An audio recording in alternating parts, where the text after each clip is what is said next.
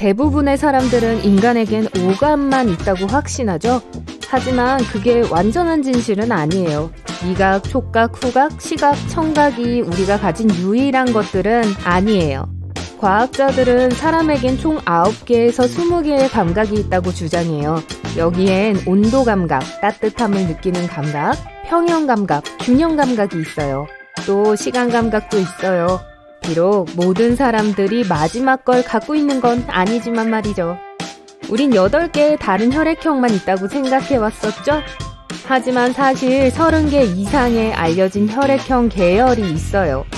우리 밝은 면에서 제일 인기 있는 혈액형은 건강한 혈액형이에요. 아시겠어요? 지방을 450g을 얻을 때마다 여러분은 몸에 산소와 영양분을 공급하기 위해 1.6km의 새로운 혈관을 생성해요. 위는 스스로를 소화시키지 않기 위해 6일마다 새로운 내벽을 만들어내요. 신경세포는 초당 1000개의 신경자극을 전달해요. 시속 1.6에서 431km로 여행하죠. 우리의 DNA에는 10만 개의 바이러스가 들어있어요. 과학자들은 1억 년 전으로 거슬러 올라가는 것을 발견했죠. 여러분의 몸은 가시광선을 방출해요. 여러분은 오후 4시에 제일 밝고 오전 10시에 빛이 제일 덜 밝아요. 안타깝게도 이 빛은 여러분의 눈이 볼 수 있는 것보다 1000배 덜 강해요. 땀은 대부분 단백질, 당, 암모니아 그리고 많은 다양한 물질들이 섞인 액체예요. 심지어 구리, 아연, 니켈, 철 등과 같은 미량의 금속도 포함하고 있죠. 땀이 짠맛이 나는 건 함유되어 있는 나트륨 때문이에요. 게다가 소금을 더 많이 먹을수록 땀은 더 짜요. 몸은 여분의 것들을 없애려고 하는데 가장 빠른 방법은 땀을 흘려 배출하는 거예요. 시속 3.2km로 걸었다면 453g을 빼려고 할 때 20시간을 계속 걸어야 할 거예요. 그리고 적도를 일주하는데 518일 하고도 8시간이 걸릴 거예요. 귀지는 사실 왁스가 아니에요. 지방, 피부세포, 땀, 그리고 먼지를 포함하고 있죠. 뇌는 생후 1년 동안 3배 더 커지고 25살이 되면 완전히 성숙한 상태가 돼요. 이것의 60%가 지방이에요. 뇌는 작은 전구를 작동시키기에 충분한 약 23W의 전기를 생산해요. 인간은 사실 멀티태스킹을 할 수 없어요. 뇌는 한 번에 한 가지 이상의 행동을 할 수 없어요.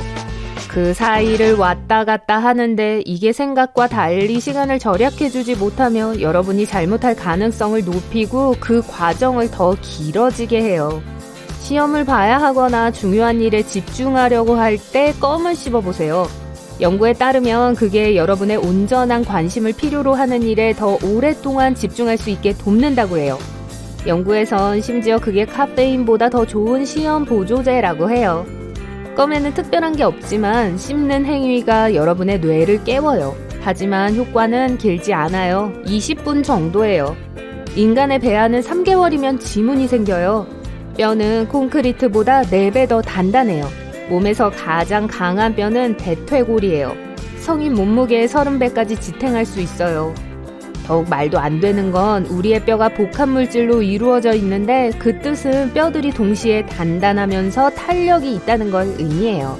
햇볕에 타는 것은 방사선 피폭의 결과예요. 신체의 자연방어 메커니즘이 자외선과 싸우다가 압도당하게 되면 결과적으로 햇볕에 타게 되는 독성 반응이 일어나요. 소름은 우리 조상들이 남긴 진화적인 반사작용이에요. 아드레날린의 방출이 조상들의 털을 서게 했고 그게 다가오는 포식자들에게 더 무서워 보였죠. 몸은 매일 0.47에서 1.41리터의 타액을 생산해요. 그게 음식을 소화하고 감염을 물리치도록 도와주죠. 또 입 안에 많은 박테리아가 있어요. 네, 사람의 입에 있는 평균 박테리아 양은 지구에 사는 사람들의 수와 거의 비슷해요. 그거 소화하기 힘들겠네요. 각각의 사람들은 머리에 약 15만 개의 머리털을 갖고 있어요. 모든 가닥은 한 달에 약 1.27cm씩 자라요. 만약 각각의 머리카락에서 자라는 걸 더한다면 단 1년 만에 16km의 거리를 잴 수 있을 거예요. 또 머리카락은 여러분이 생각하는 것보다 훨씬 더 강해요. 한 가닥이 사과 하나의 무게인 85g을 들 수 있어요. 머리에 있는 모든 머리카락의 힘을 합치면 코끼리 2마리 정도의 무게를 지탱할 수 있어요. 해봅시다. 심장이 내는 고동 소리는 판막이 열고 닫히는 소리예요. 심장은 부상을 입지 않는 한 세포를 복제하지 않아요. 몸에서 피를 공급받지 않는 유일한 부분은 각막이에요. 공기를 통해 산소를 바로 얻죠. 똑바로 앉거나 서 있을 때 기분을 좋게 해주는 긍정적인 기억을 떠올리는 게 더 쉬워요. 될 수 있어요. 인간은 오랜 시간 동안 이러한 감정을 가지고 진화해 왔습니다. 이상하게도 상대방이 나를 똑바로 쳐다볼 때 이 방어 기제가 작동해요. 상대방의 시선이 나보다 왼쪽이나 오른쪽으로 몇 도만 떨어져 있어도 뇌는 이런 반응을 보이지 않아요. 좋아하는 영화를 다시 보거나 노래를 반복해서 듣고 싶은 충동은 어떤가요? 여러분만 그런 건 아니에요. 이러한 습관은 정신건강에 몇 가지 이점이 있어요. 이러한 행동은 마음을 편안하게 해줘요. 마음이 압도당한다고 느끼면 자제력이 떨어지고 어려운 작업을 완수하려는 동기가 약해집니다. 더 글로리의 첫 회에 다시 빠져들 수 있는 이유는 익숙한 것을 보거나 듣거나 할 때 자신이 무슨 생각을 하고 있는지 모니터링하는데 노력을 기울일 필요가 없기 때문이에요. 그래서 빠르게 멘탈을 리셋할 수 있는 좋은 방법이죠. 또 다른 느낌이 있습니다. 테라스나 에펠탑 꼭대기에서 석양을 즐기고 있다고 상상해보세요. 갑자기 내면의 목소리가 뛰어내리면 어떡하지? 라고 속삭여요. 이건 어두운 상태에서 나오는 소리가 아니에요. 그냥 높은 곳에 있을 때 나타나는 일종의 느낌이에요. 공허의 부름 또는 높은 곳 현상이라는 이름도 있어요. 비교적 새로운 연구 주제이고 더 많은 연구가 진행 중입니다. 트루먼 쇼에서 짐 캐리의 멋진 연기는 확실히 기억에 남아요. 트루먼 쇼 망상이 실제로 존재한다는 사실 알고 계셨나요? 이 현상은 인지신경 정신과와 관련된 문제예요. 이 망상을 가진 사람들은 자신이 촬영되고 있고 그 영상이 오락용으로 방송될 것이라고 믿어요. 알루미늄이 금보다 더 귀했던 시절이 있었어요. 네, 믿기 어려우실 거예요. 지금은 샌드위치를 포장할 때 이 알루미늄으로 포장하죠? 19세기로 거슬러 올라가면 알루미늄은 구하기 어려운 원소로 여겨졌을 거예요. 혁신가들이 큰 스케일의 산업 규모로 알루미늄을 추출할 수 있는 방법을 찾기 전까지는 말 그대로 구하기 어려웠기 때문이죠. 그러다 알루미늄의 시대가 끝났어요. 프랑스의 통치자 나폴레옹 3세가 특별한 손님에게 음식을 대접할 때 알루미늄 수저 세트를 사용했다는 이야기가 전해지고 있어요.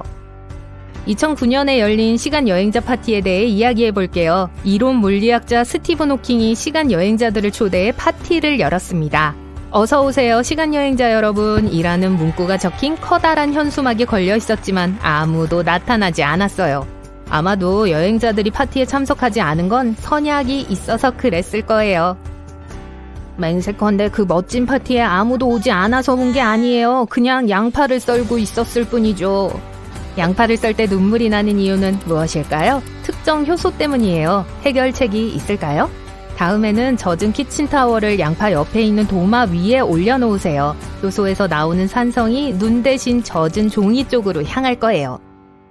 고대 이집트의 민간 달력은 현재 우리가 사용하는 달력과 매우 유사했어요. 365일을 12개월로 나눴죠. 하지만 31일을 몇 달에 분산하는 대신 연말에 여분의 날을 추가했어요. 이제 카메라를 다시 동물의 세계로 돌려볼게요. 얼룩말이 매혹적인 무늬를 갖는 건 어떤 이점이 있을까요? 과학자들도 이 질문을 던지고 실험을 했어요. 말에게 얼룩말과 비슷한 외투를 입혔죠. 털은 말의 머리를 제외한 몸 전체를 덮고 있었어요. 얼룩말 무늬가 파리를 쫓는다는 것이 밝혀졌습니다. 과학자들은 파리가 동물의 머리만 찾아다니고 말의 몸통에는 접근하지 않는 것을 관찰했어요. 개미는 설화 속에서도 열심히 일하는 동물로 알려져 있죠. 이는 실생활에서도 그대로 반영돼요. 개미는 자기 몸무게의 최대 20배에 달하는 무게를 지탱할 수 있어요. 이 곤충은 다른 고귀한 특성도 가지고 있어요. 개미가 심각한 부상을 입으면 군집에 구급대원 개미의 치료를 거부해요. 이 개미는 자신이 살 수 없다는 것을 알기 때문에 군집의 자원을 낭비하는 대신 구급개미가 자신을 두고 가서 계속 활동하도록 합니다. 낙타는 물을 마시지 않고도 약 15일 동안 생존할 수 있어요. 많은 사람들은 낙타가 혹에 물을 저장한다고 생각해요. 하지만 아니에요. 혹은 지방 형태의 음식 저장을 위한 거예요. 물은 혈류에 저장되어 있어요. 낙타에 대해 말하자면 일부 국가에서는 낙타 미인 대회를 개최하는 전통이 있습니다.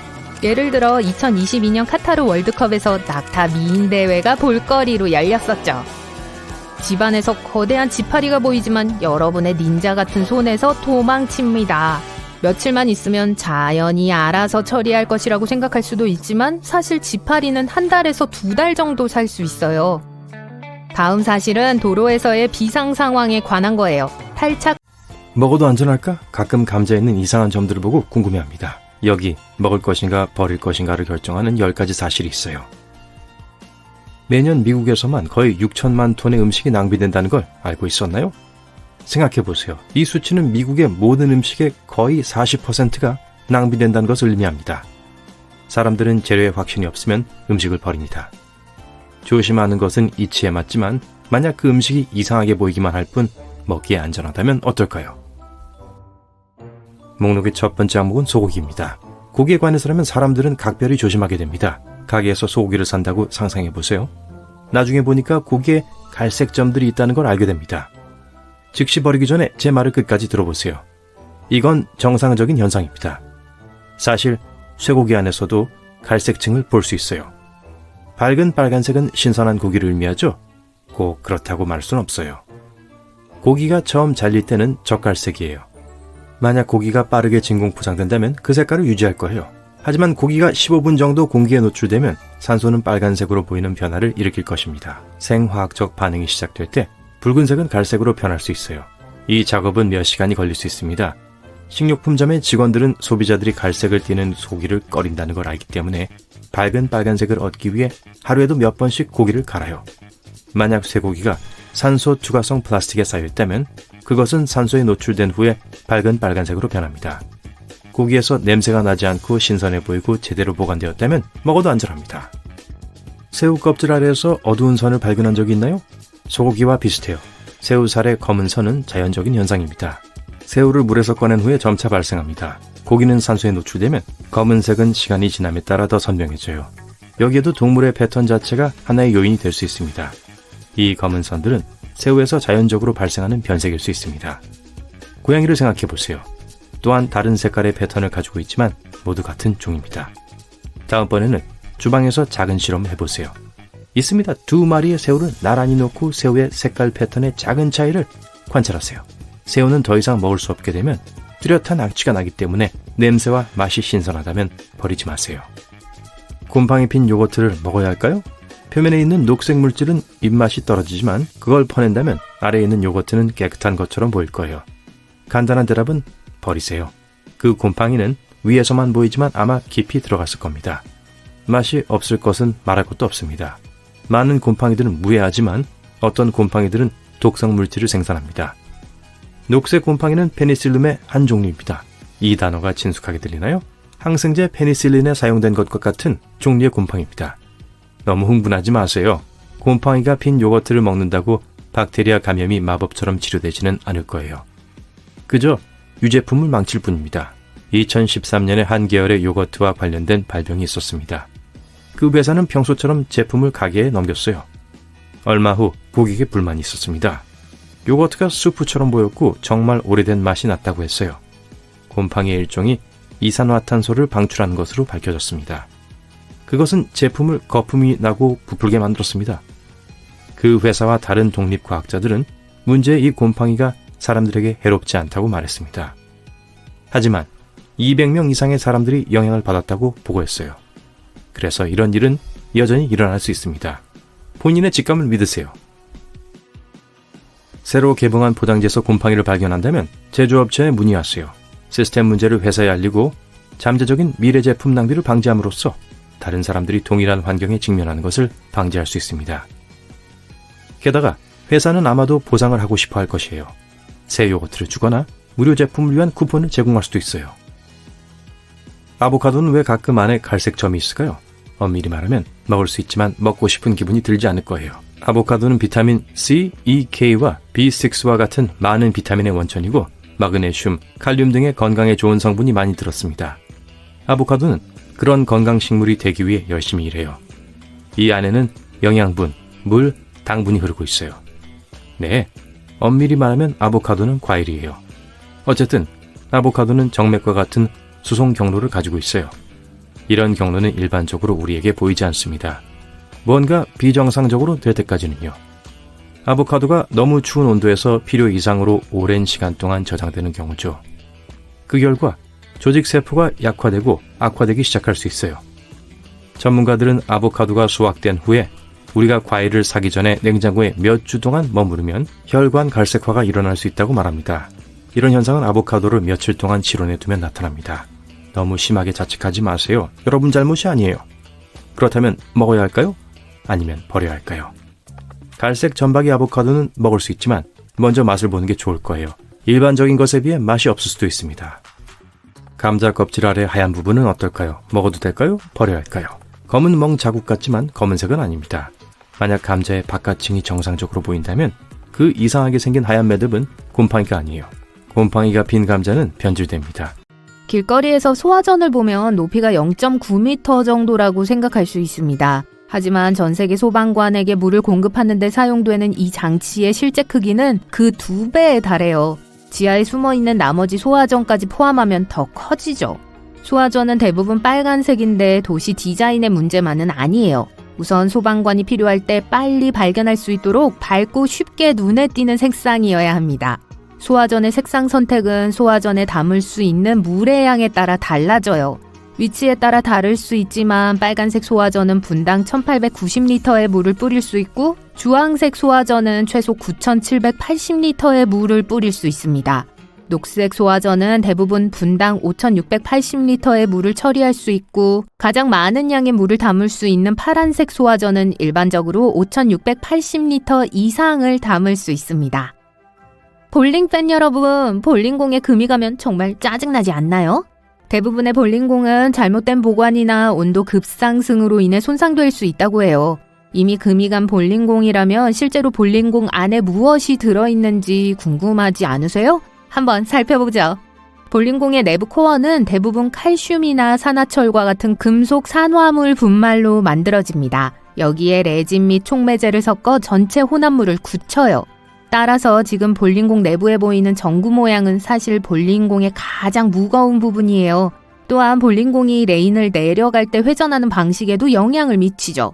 스프레이 페인트 캔도 마찬가지예요. 흔들면 이상한 소리가 나는데 그 안에 들어있는 건 뭘까요? P라고 하는데 페인트 혼합물을 제자리에 고정하고 모양을 유지하기 위한 거예요. 일반적으로 플라스틱, 금속 또는 세라믹으로 만들어집니다. 기본적으로 원하는 표면에 페인트를 바르기 전에 페인트가 잘 섞이도록 거품기 역할을 해요. 탄산음료 병에 상쾌한 탄산이 어떻게 그렇게 오랫동안 유지되는지 궁금한 적 있나요? 바로 뚜껑에 작은 플라스틱 링이 고정되어 있기 때문이에요. 하루 종일 넣고 흔들어도 가스가 빠져나가 탄산음료가 납작해지는 것을 방지하기 위해 고리를 끼워두는 거예요. 더운 여름날에 사용하는 물건에 대해 말하자면 잠깐만요. 아직 야구 모자를 쓰지 마세요. 잠깐만 살펴보면 맨 위에 작은 버튼이 있는 걸 볼 수 있어요. 이 버튼은 기능적인 걸까요? 아니면 단지 디자인을 위한 걸까요? 사람들이 천으로 머리를 가리기 시작했을 때 어떤 사람들은 이 버튼이 실제로 기능적이었다고 말합니다. 모든 패브릭 패널이 모이는 캡의 상단에 있기 때문에 상단 버튼은 캡 크라운을 하나로 고정하는 데 도움이 돼요. 최근 패브릭과 패턴 디자인이 발전함에 따라 버튼은 미적 기능에 더 중점을 두고 있습니다. 패브릭 패널의 연결 지점을 덮는 데 사용되죠. 모자에 단추가 전혀 없을 수도 있지만 단추가 있는 모자가 더 멋지지 않나요? 화장솜은 양면이 있는데 자세히 살펴보면 양면이 서로 다른 질감을 가지고 있다는 걸 알 수 있어요. 그 이유가 궁금하신 분들을 위해 말씀드리자면 질감이 있는 면은 화장을 바를 때, 평평한 면은 화장을 지울 때 사용해요. 책벌레 여러분, 이건 여러분을 위한 거예요. 양장본 책과 함께 제공되는 더스트 자켓은 단순히 책을 예쁘게 보이게 하기 위한 게 아니에요. 책갈피로도 사용할 수 있습니다. 이미 읽은 페이지를 자켓 안쪽 아래에 접어두기만 하면 끝이에요. 다음에 마음에 드는 셔츠를 찾을 때 상단 단추구멍을 살펴보세요. 가로로 꿰매어져 있고 다른 모든 단추가 세로로 꿰매어져 있어야 합니다. 드레스 셔츠는 첫 단추와 마지막 단추가 하루 종일 가장 먼저 풀리는 단추이기 때문에 이런 식으로 디자인됐어요. 그런 다음 단추구멍의 방향을 변경해서 셔츠를 벗을 준비가 되기 전까지 셔츠가 멋지고 잘 맞도록 했죠.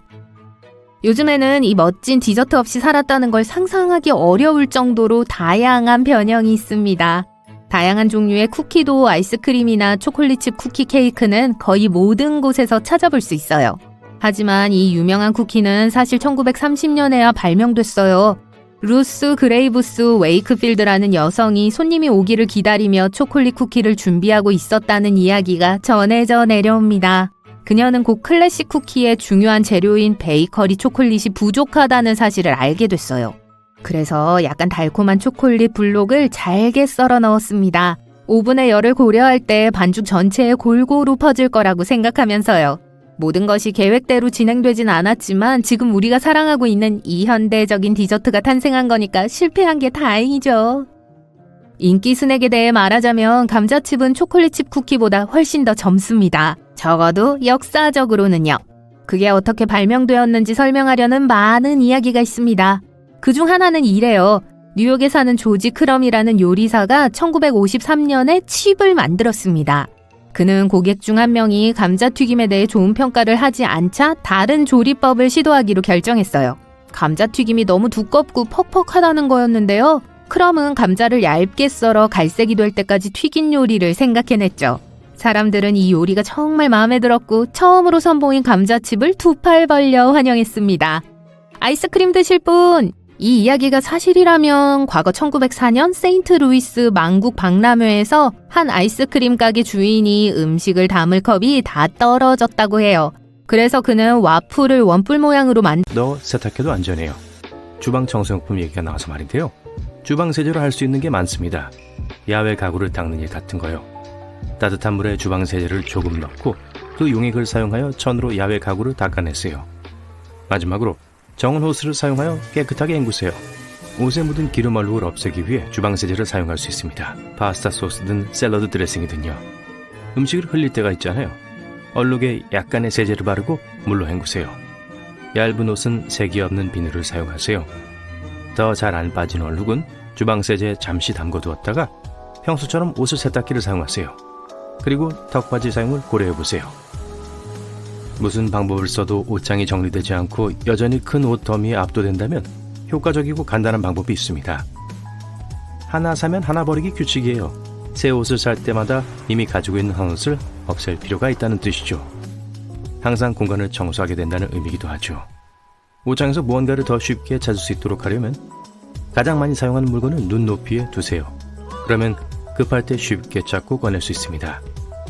예를 들어 야외복과 같이 덜 자주 사용하는 경향이 있는 품목들은 눈높이 위나 아래의 선반에 보관하세요. 낡은 양념통을 잘 활용할 수 있습니다. 강력한 자석을 통 안에 붙이면 자석 선반처럼 이용할 수 있어요. 주방용 가위, 아이스크림 숟가락, 심지어는 식기류와 같은 모든 종류의 일상적인 물품에 사용할 수 있습니다. 냉장고 문과 같은 금속 표면에도 붙일 수 있어요. 부엌 자석과 잘 어울릴 거예요. 세탁실에선 옷에서 애완동물의 털을 제거해주는 훌륭한 도구가 숨겨져 있습니다. 때때로 돌돌이보다 훨씬 더 효과가 좋아요. 드라이어 시트를 사용하세요. 약간 바림을 써서 문지르면 개나 고양이 털을 금방 없앨 수 있을 거예요. 모든 종류의 표면에서 효과가 있지만 특히 가구에 효과적입니다. 만약 방에 들어갈 때마다 문이 삐걱거리는 소리를 듣기 싫다면 비누를 경첩에 대고 문지르세요. 하지만 잠시 동안만 도움이 될 거예요. 절물점에 가서 기름을 구할 때까지는 괜찮을 거예요. 엘리베이터에서 특정 층에 번호 옆에 별이 있다는 것을 알아차린 적이 있나요? 아니요, 제 사무실이 어디에 있는지 알려주는 게 아니에요. 가장 가까운 출구가 어디 있는지 알려주는 겁니다. 항상 1층에 있는 것은 아니에요. 아마 길에서 가장 가까운 층에 있을 거예요. 정지 신호가 왜 빨간색인지 궁금해 본 적 있나요? 옛날에는 사실 특별히 정해진 색깔이 없었습니다. 1920년대 이전에는 심지어 표준화된 모양도 없었어요. 그러다가 1922년에 누군가가 팔각형을 생각해냈습니다. 하지만 처음에는 노란색으로 칠해졌어요. 빨간색이 햇빛에 노출되면 너무 빨리 바래는 경향이 있었기 때문이죠. 그래서 노란색이 가장 좋은 선택이었습니다. 바래지 않는 강한 에나멜 페인트가 발명되기까지 30년이 더 걸렸습니다. 그리고 결국 정지신호의 색을 빨간색으로 다시 바꾸게 됐죠. 빨간색은 쉽게 눈에 띄는 것을 원한다면 여전히 최고의 색상이에요. 사람보다 키가 더 클 수 있는 장미 종류가 있다는 걸 알고 있었나요? 기네스북에 따르면 지금까지 발견된 가장 높은 장미 덤불은 오스트리아 비엔나에 있습니다. 놀랍게도 높이가 8m였어요. 네, 하늘 높이 솟아 있었죠. 우리가 지문의 독특한 패턴을 가지고 있는 것처럼 같은 주머니를 가지고 있는 호랑이는 없습니다. 이건 호랑이와 함께하는 사람들이 호랑이들을 구별하는 것을 더 쉽게 만들어요. 백악관 지하에 꽃집이 숨겨져 있다는 사실을 몰랐을 거예요. 백악관에서 열리는 모든 종류의 행사에 꽃꽂이를 제공하고 있습니다. 피자가 이탈리아에서 기원했지만 미국의 주식이 된 건 놀랄 일이 아니에요. 미국 사람들은 피자를 너무 좋아해서 모든 주에서 매초 350조각의 피자가 팔리고 있어요. 전 제 몫을 다하지 못하고 있네요. 이 맛있는 음식에 대한 엄청난 수요를 관리하기 위해 미국 전체 식당의 약 17%가 피자 가게입니다. 씨가 음료에 들어가지 않도록 레몬 주스를 만드는 방법이 있어요. 레몬을 반으로 자르고 주방용 집게로 짜보세요. 레몬의 뾰족한 끝이 아래를 향해 합니다. 주스는 흘러내리지만 씨앗은 레몬 안에 남아있을 거예요. 오, 레모네이드는 피자랑 잘 어울려요. 조수석의 안전벨트에는 패브릭 루프가 있습니다. 큰 압력을 받으면 고리의 스티치가 찢어져 여분의 천이 승객을 완충하는 데 도움을 줄 수 있어요. 몇 인치의 여유 공간은 위급한 상황에서 큰 차이를 만들 수 있습니다. 하지만 운전석 쪽에는 없는데요. 운전자는 핸들과 매우 가깝기 때문에 안전벨트가 없는 것이 더 안전하거든요. 안전벨트는 원래 19세기 중반에 발명되었지만 1960년대에 이르러서야 일반화되었습니다. 충돌 전 감지 기술은 안전벨트 및 기타 기능의 안전성을 한 단계 더 발전시키는 데 도움을 주었습니다. 이 기술은 차량 충돌을 효과적으로 예측해서 안전벨트를 자동으로 조이고 에어백을 정렬하고 브레이크를 미리 로드해서 충격을 줄이도록 지시해요. 매년 600만 건의 자동차 사고가 발생하고 있는 만큼 모든 자동차는 사고 경감뿐 아니라 차 안에서 사람을 더 효과적으로 보호하기 위해 안전 기능을 계속 개발해야 합니다.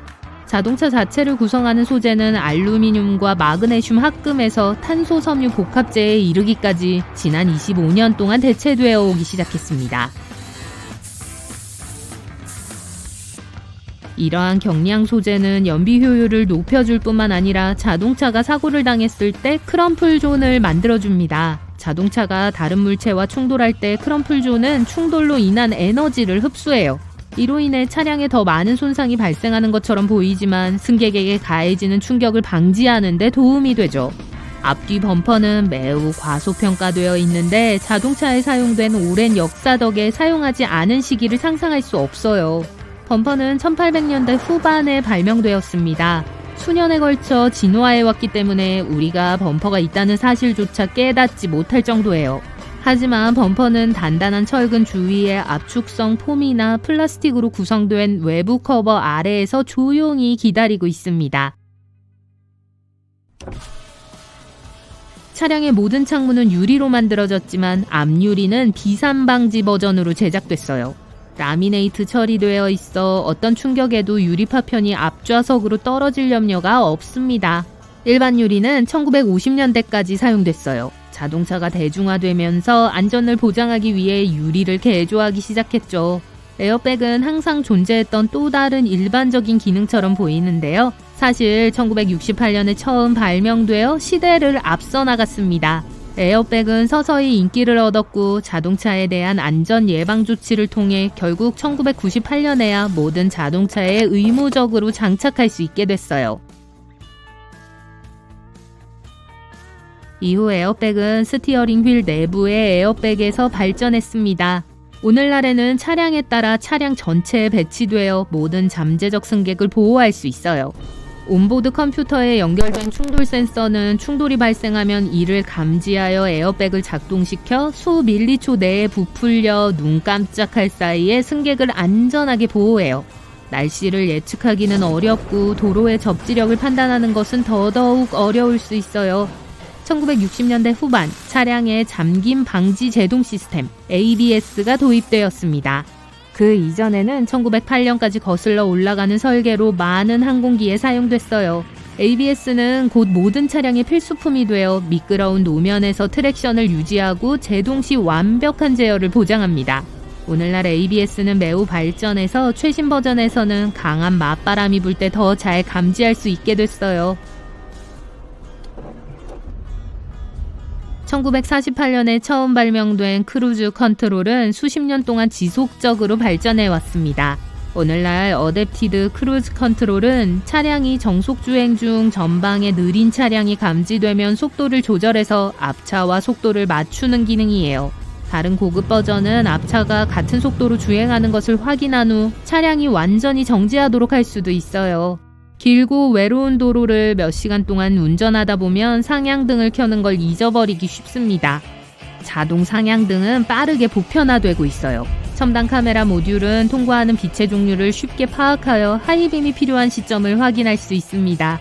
자동 상향등은 1950년대부터 사용되어 왔지만 빛에 민감한 센서에 의존했기 때문에 신뢰성이 매우 떨어졌는데요. 새로운 버전은 태양, 자동차 라이트, 심지어 표지판의 반사광까지 광원을 식별할 수 있어 다른 운전자에게 문제를 일으키지 않습니다. 매년 약 40만 건의 사고가 발생하는 사각지대, 즉 반쯤 보이지 않는 구석에 누가 들어오는지 확인해야 하는 것은 골치 아픈 일이에요.